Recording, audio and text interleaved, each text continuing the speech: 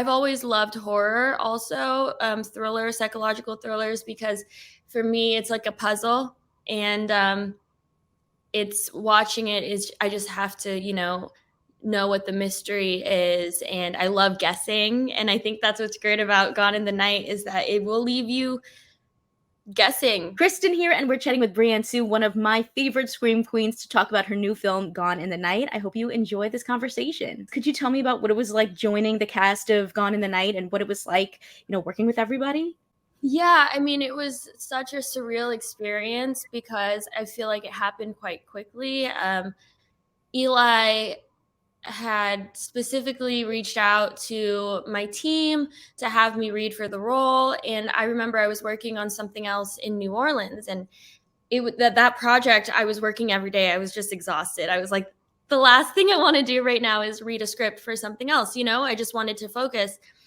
But I started reading it, and immediately I was hooked. And after I finished reading it the first time, I immediately read the whole thing again that same night. And yeah, the role of Greta is just so rich and so interesting and so fun. And then the people I got to work with, I mean, Dermot, Winona, John, and Owen, and Eli Horowitz, I mean, it was just like a dream group of people to work with.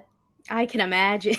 What a stacked cast. I know. And at the heart of it, Gone in the Night is kind of about like how far people would go for immortality, for youth. And why do you think that we as humanity kind of fear those things?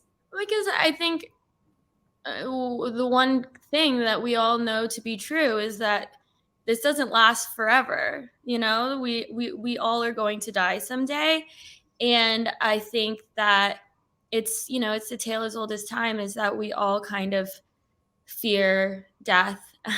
And then the other thing is that this movie is so interesting because we follow essentially four different generations of people, all dealing with this same kind of fear of mortality, and seeing how it's very universal, and it doesn't really matter what generation you find yourself in, because we're all going through that same struggle. What's interesting though is that seeing a particular character that maybe seems like they have more wisdom, instead of seeing that they have peace in their mortality, you kind of see them do whatever it takes, like you said, to achieve what they want. But also seeing someone young like Greta and Al trying to achieve it, when you feel like you look at them, you're like, wait, you have so much life ahead of you, and it still never feels like enough. And so I think that's something a lot of people can relate to. And now I have been following your career for such a long time, and I love that you always are tackling these really exciting like horrors and thrillers, from Light as a Feather to I Know What You Did Last Summer. What draws you to these kinds of, like out of the box stories? I really like the surreal aspect of thriller and horror. I mean, it's the circumstances are so outside the realm of what's normal, and I like to be able to use my imagination in that way, and also have the challenge of making those unrealistic circumstances feel real and grounded and human. And I've always loved horror also, thriller, psychological thrillers, because for me it's like a puzzle, and it's watching it is I just have to know what the mystery is, and I love guessing, and I think that's what's great about Gone in the Night is that it will leave you guessing. After every scene, you're like, you think you know where it's going, and it's not. So it's a fun watch. 100%. That's one of the things I love about those types of projects as well. And this Mm. one definitely keeps you guessing where you're like, oh my gosh.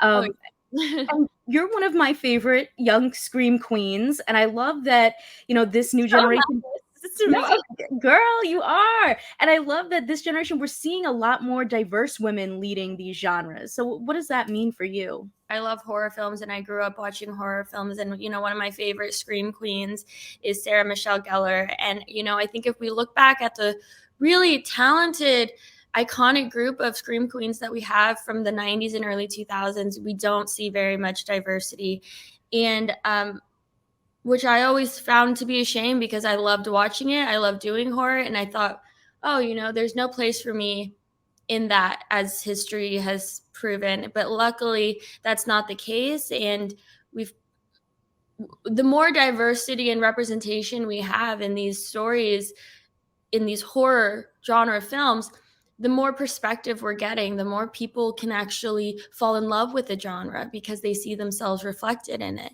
you know? And also, it's just a different perspective. Like, for every role that I take on, whether it be horror, drama, comedy, whatever, I have a specific set of experiences and cultural connections that are going to come through. And I think that whether that be something you identify with or something that you're just discovering watching me, I think that it's beautiful to see the world from a different lens. Absolutely. And I mean, you said that you kind of felt like you didn't see yourself then. So how were you able to break through to kind of be that representation for people now? It's not been super intentional. I've been acting for a long time, and I've just, it's been a hustle and a grind, and I feel very fortunate that I am where I am right now, and that I've had the opportunity to work so much. But yeah, representation was not always a thing. I've been doing this since I was 8 years old, and so to see um, things change in the industry, and also like the potential of what I can do as an actor, and um, hopefully be a source of representation for somebody. I mean, that's everything I want and more, but yeah, I mean, I have the people I look up to, and they've done so much for me. And so if I can do that for anyone else, then I'm killing it. You are killing it. Hmm. Well, I want to thank you so much for your time. It's so great to speak with you and hear more about the film. So thank you so much. Thank you so much for having me. Consider subscribing if you like my videos, and if you want to talk more TV and movies with me outside of the comments section, check out the exclusive Discord available on my Patreon at patreon.com/kmaldo. If you like this one, you can check out more of my videos right over here. See ya!